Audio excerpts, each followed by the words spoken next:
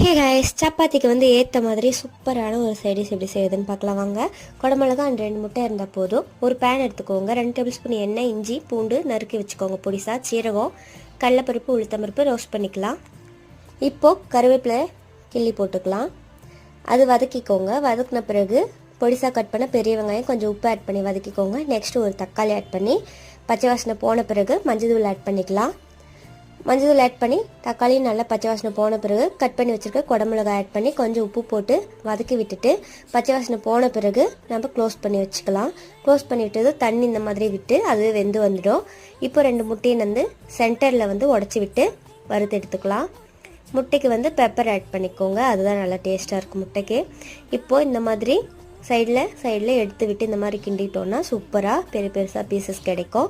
நம்ம மொத்தமாக போட்டு கிண்டினோன்னா அது நல்லா இருக்காது. இப்போ பாருங்கள், சூப்பரான குடமிளகா முட்டை பொரியல் ரெடி. நீங்களும் ட்ரை